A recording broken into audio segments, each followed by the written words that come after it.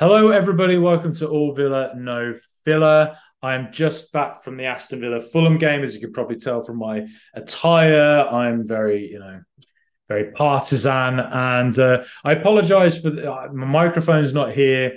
The look isn't great. It's a very ordinary place. No, but whatever. Look, hey. What matters here is that Aston Villa won 3-1, 13 home league games in a row. One.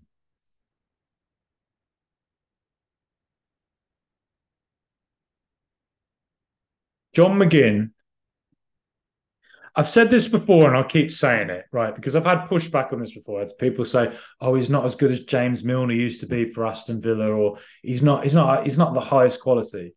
You cannot watch John McGinn today against Fulham and think anything other than this man is a top level player.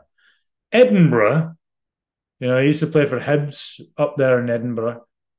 Edinburgh should just make an entire Edinburgh Fringe Festival in tribute to John McGinn and his ability to hold players off with his big old rump. And you got two Fulham players that try and get near him. They can't get it because he's holding them off, holds them off, and then he's in the most awkward position you can imagine. You think he's not getting out of this. And then somehow he just bloody well does. I'll keep saying this about him, and I'll say it until my dying breath. John McGinn is a Manchester United Alex Ferguson era player. And the reason I say that is because he's not, when Ferguson kept winning the Premier League with Manchester United, he wasn't winning it with players like Neymar or Kylian Mbappe.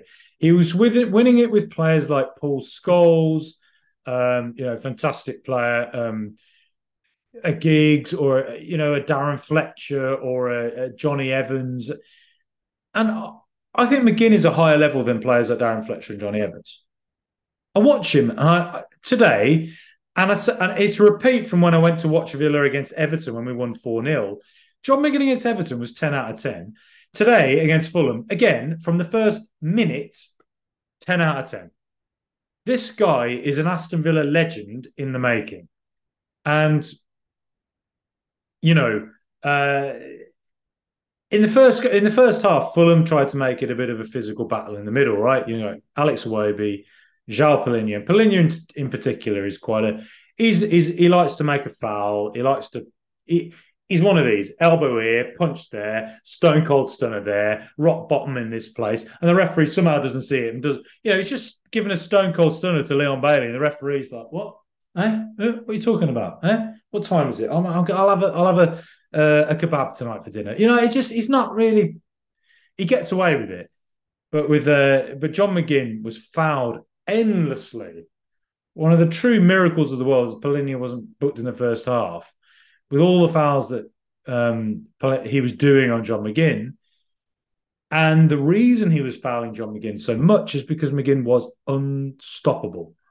Every single time he got the ball in that physical, bullying midfield, McGinn would somehow hold on to it and he'd work a pass out wide. A good example of that was early in the game. Got the ball, and the fullbacks always seem to be options. There always seems to be like, if the ball was on one side of the pitch, the other fullback had acres of space. McGinn was the guy who finally figured that out, got the ball, got it out to Dean quickly. And I think it worked its way into the box, and Diaby should have scored early doors, first 10 minutes, and I think he hit it straight at the goalkeeper. But again, that came from McGinn's vision. But eventually, we finally work our way to a goal, and the first one, of course, was an own goal. And that came from deadly Douglas Luiz, world-class player. I've sung his praises a million times in this podcast, and I'll do it again. Got the ball out left, held onto it. Dean held his run, but Yuri Tielemans had run in behind. Got the ball into Tielemans, who'd found a bit of space on the left. Ball across. And Diaby should finish it, but luckily for us, Anthony Robinson behind him. OG. You could just feel it was going to come for Villa. This is the mad. I'm looking down the camera here, talking to fellow Villa fans. Can you believe what we're witnessing? Can you actually believe that this is Aston Villa? That we just find a way of scoring. We just find a way of putting ourselves at 1-0, 2-0 in the first half. And we did it again today. And it was quite clear what Fulham's plan was. Like Fulham had Deco-Reid, Willian, Jimenez in the middle, but they also had Pereira or Iwobi. Particularly Iwobi seems to be the one who was looking to make that run from deep in behind. But Villa's high line, again, it worked. And in the first half, there were two occasions where I think Fulham broke through. One was on an overlap where Dean was just, there was 2-on-1, got it into, I think it was, I want to say it was Deco-Reid or Anthony Robinson, one of the two, pulled it across, and the block that Ezri Konsa made, fantastic. Just an unbelievable block. And then there was another one where it got over the top to Pereira, and just as he looked like he was about to shoot, Konsa again got back, cleared it. You cannot, the highlights are not going to show this on the 3 minutes on YouTube you'll see, or on Match of the Day. But there were two occasions where Konsa kept us safe with two enormous blocks. And a third time where it looked like Fulham might get through, Matikash came across, beat the Fulham player to the ball. Fantastic vision for Cash to see that the threat was on and to sprint as fast as he could across to stop it. Because if Fulham had got through, they're probably getting through. It's either a 1-on-1 or a 2-on-1 where they pull it across and Jimenez is probably there to score it, right? But instead, Cash won the ball. And from him winning the ball, the second goal came. And it was a bit of an awkward workup. It wasn't like a brilliant piece of football to work it up the field. But Villa had basically held on to the ball for a while, patient build-up again, not rushing it, patient on the ball, came across to, I think it was Ollie Watkins that headed it, and he bounced back, and John McGinn just took a moment, and Paulinho was sent to another universe. Paulinho is currently in the Marvel's multiverse of madness, looking around going like, well, that's not the John McGinn I was playing against, because he's been sent into another dimension by John McGinn's little wee booty shit, takes it on, and what a finish. I mean, that whole, sending Paulinho the wrong way, a world-class player who Bayern Munich wanted to sign, sending him into another stratosphere, and McGinn just the finish from the edge of the area. It was absolutely amazing. And towards the end of the second half, it felt like Villa were just going to make it 3-0 because we had so much possession. And I think if that half had gone on for another 2 minutes, Villa would have made it 3-0. But 2-0 we went in. And a common theme of Aston Villa games at home recently has been that we tend to we're quite casual after the halftime whistle, and we tend to invite other teams into the game at home. So think of Brighton, for instance. Brighton, I think we were 3-0 up at halftime. We were quite casual, and Brighton brought João Pedro on, and Pedro added a different dynamic. They got a goal, and there was a long period of time where it felt like Brighton were going to just make it 3-2, right? They didn't, somehow. And then Villa went and made it 4-1 through Ollie Watkins. Today was a very similar pattern. There were 10 minutes after half-time where Fulham felt like the more ascendant team. They made a substitution as well. That adds extra energy levels. They made another substitution, which again added more energy levels. And it just kind of felt a little bit like Villa. I don't want to say we're too casual, but it felt like we were just ceding enough possession that you thought Fulham were having chances here and they should take one soon. And Iwobi, if he was a better finisher, probably would have done from the edge of the area. Had a couple of moments where could have scored. But again, as well, the high line kept Fulham out. There were moments where you thought, Jesus, Fulham are causing so many problems here. But actually, the lines would eventually put his flag up and you were like, oh, well, actually, the high line worked. But it's just interesting that Villa do this. And I'm not exactly sure why we're doing it after half-time. Instead of coming out and trying to get that third goal quickly, what we seem to be doing is what Emery used to do at Valencia, Sevilla, when his teams played slightly more pragmatically, is that he would kind of be a bit more absorb possession from the other team and then hit them on the break. And against Brighton, we did that. Brighton seemed to have all the possession in the early second half, but we found a breakaway and Ollie Watkins scored. And today, Fulham had all the possession. Leon Bailey had come on as a substitute, a bit of extra energy. Ball came to him, fantastic from Leon Bailey, who's looked so sharp since the Everton game this season. And, I've doubted him before, but you cannot doubt that he's looked so much more consistent this season. Maybe with the pressure off because Diaby's there. He's not having to play that Diaby role all the time.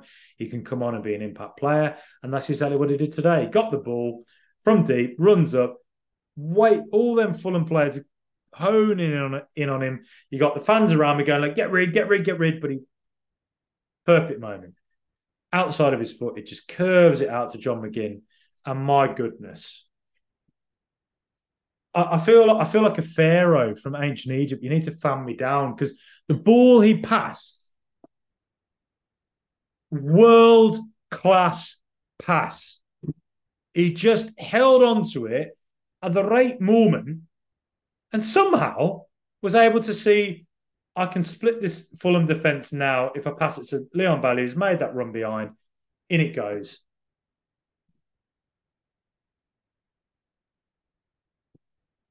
I'm speechless. The pass from John McGinn was so magical, so perfectly timed. If you cannot look at John McGinn and think, this is the type of player Alex Ferguson will want at Manchester United to win them the Premier League, well, then I don't know what to tell you. Honestly, mate, I don't know what to tell you. Look at my face, it's coming in right in close because he was... every Scottish person should just climb up Arthur's Seat in Edinburgh, look up to the sky and give thanks to whatever God's up there and say, thank you for John McGinn and his magnificent booty. Because he uses that booty, he pushes players up. The pass he made, watch it back, just watch it back. I can't put it into words. I need to write a play about it, that pass. Made the pass into Leon Bailey, made a super overlapping run.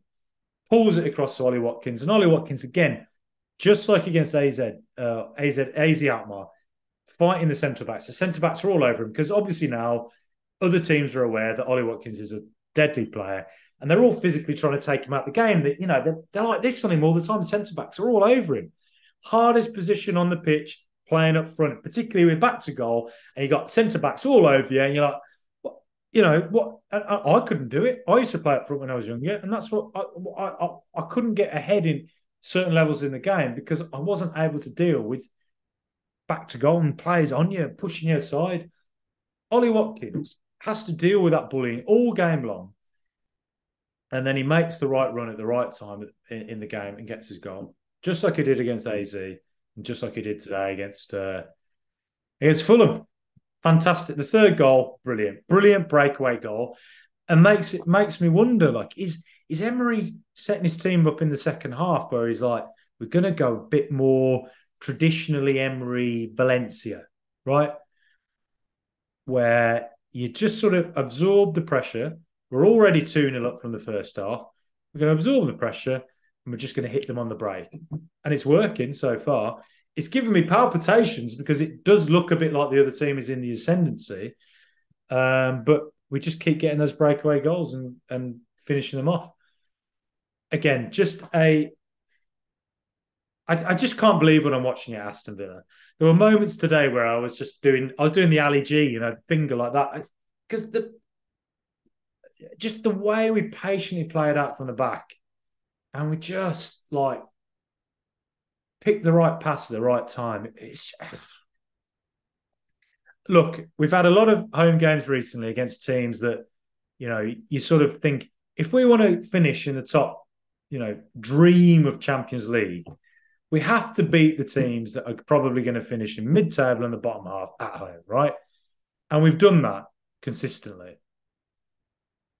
The acid test is coming soon when we play Man City and Arsenal within 3 days at home, and we're going to have a few other tough, days. Bournemouth away, Tottenham away, Lechia Warsaw at home. There's a glut of really big, emotionally draining games coming up at the start of December, so that's going to be a different test for Villa. But what we're witnessing today is a Villa team that won 3-1.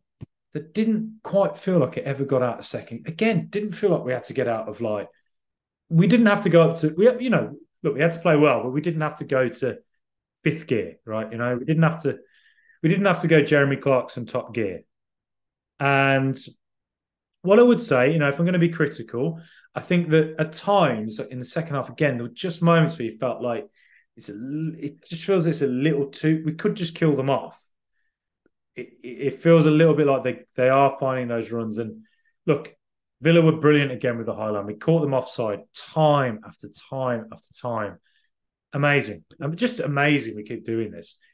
Incredible coaching from Paco Ayester, Austin McPhee, the various other coaches there, Unai Emery. It's just amazing. But what I would say is that, Anthony Robinson did. I was watching him when the run was made. He got in behind and nobody picked him up. And there's going to be a day where a team works this out against us and we don't score and we lose 1-0 at home. But when that day comes, it's not panic stations because you're like, all right, it just happened. We move on and we'll bounce back. And, we lost 2-0 at Forest last week. And every time we've lost this season, and it's always been away from home, we've always bounced back. Since we lost 2-0 at Forest, a big game against AZ at home, and it was a tough game because they were well coached and they went 1-0 ahead in the second half. We won 2-1. Fulham at home. Fulham again, a well-coached side, pragmatic coaching from Marco Silva. And there were times where they looked dangerous. Every time, we still won 3-1. We still managed it. We still managed the game so well.